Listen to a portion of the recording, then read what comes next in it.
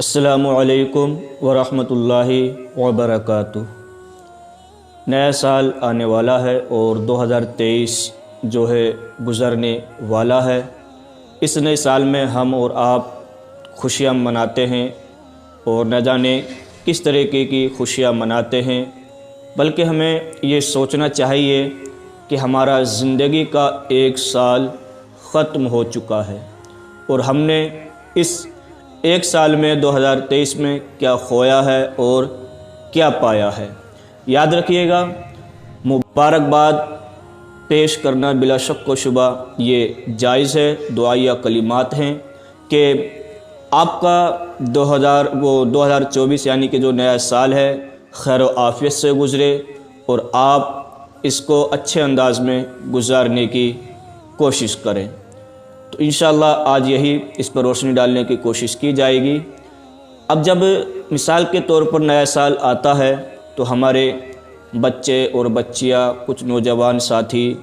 اس میں عیاشیاں کرنے کی کوشش کرتے ہیں۔ جب بھی آپ کا دل یہ کرے نیا سال ہے، لاؤ خوشیاں منا لیتے ہیں، تفریح کر لیتے ہیں، تو سب سے پہلے آپ اپنے گریباں میں یہ جھانک کر دیکھیں کہ ہم نے 2023 میں کیا کھویا ہے اور کیا پایا ہے، اور یہ جو ہم خوشیاں منا رہے ہیں تو ہم کیوں منا رہے ہیں۔ ہماری زندگی کا ایک سال کم ہو چکا ہے۔ اب جو آپ نے 2023 میں نہیں کیا، مثال کے طور پر آپ نے نمازوں کی پابندی نہیں کی۔ ویسے تو نماز کی پابندی ہر وقت کرنی چاہیے، ہر دن کرنی چاہیے، 5 وقت کی نمازیں فرض ہیں۔ اگر آپ نے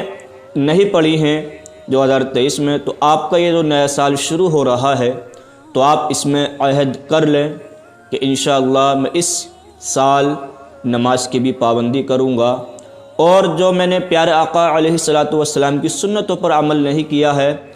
اس سال سے میں عہد کرتا ہوں کہ پیارے آقا علیہ الصلوۃ والسلام کی سنتوں پر بھی عمل کروں گا،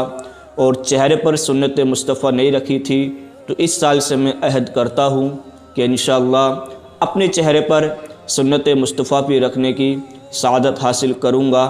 اسی طریقے سے بہت سارے ایسے اچھے کام ہیں جو ہم اس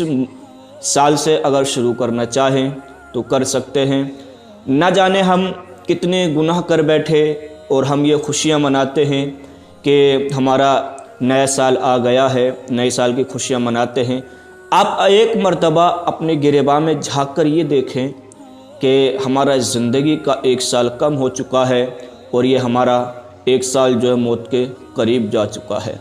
یعنی کہ مثال کے طور پر ہم ایک سال جو ہیں موت کے قریب ہو چکے ہیں اور ہم اس کی خوشیاں مناتے ہیں، نئے سال کی مبارکبادیاں دیتے ہیں۔ دینا چاہیے، دعائیہ کلمات ہے کہ 2024 آپ کا جو ہے خیر و عافیت سے گزرے، آپ اس میں نماز کی پابندی کریں، روزے کی پابندی کریں، ماں باپ کی خدمت کریں، حسن سلوک سے ایک دوسرے کے ساتھ پیش آئیں، یہ ہونا چاہیے۔ اور ایک بات، آخری بات یہ خاص کر یاد رکھیں کہ میں ان ماں باپوں سے بھی کہنا چاہتا ہوں کہ اس نئے سال میں اس نئے سال کے یعنی کہ نیا سال جیسے آتا ہے تو ہمارے کالج کے بچے اور یونیورسٹی کے بچے جو بچیاں ہوتی ہیں، اس نئے سال کے خوشی میں نہ جانے گھومنے کے لیے چلے جاتے ہیں کالج کے بچے اور بچیاں، اور کہیں الگ جگہ چلے جاتے ہیں اور عیاشیاں کرتے ہیں، اور ان عیاشیوں میں حد پار کر جاتے ہیں، جہاں تک ہماری سوچ بھی نہیں جا سکتی وہ حد پار کر جاتے ہیں نئے سال کی خوشی میں۔ تو میں ان ماں باپ سے بھی کہنا چاہتا ہوں، خاص کر اس موقع پر اپنے بچوں کا، اپنی بچیوں کا خاص کر آپ لوگ دھیان رکھیں کہ ہمارا بچہ یا ہماری بیٹی یا بچی بہن کہاں پر جا رہی ہے، جو پورے دن غائب رہتے ہیں، آخرکار ہیں کہاں پر۔ میں آپ سے گزارش کرتا ہوں کہ اس موقع پر آپ اپنی بچیوں کا اور بچوں کا خاص کر دھیان رکھیں، جو ہمارے اسکولوں میں اور کالجوں میں، یونیورسٹیوں میں جو خاص کر پڑھنے والے ہیں ان پر خاص کر آپ دھیان رکھیں، کیونکہ وہ اس موقع پر کہیں باہر گھومنے چلے جاتے ہیں اور وہ اس حد تک پہنچ جاتے ہیں جہاں تک ہمارا گمان بھی نہیں پہنچ سکتا ہے۔ تو مجھے یہ بات کہنی پڑی، تو میں آپ سے یہی گزارش کرتا ہوں کہ آپ اپنے اعمال کا جائزہ لیں، اور یہ 2024 جو ہے آپ کا، جو 2024 جو آنے والا ہے، تو اس میں اچھے سے اچھے کام کرنے کی کوشش کریں، برائیوں سے بچنے کی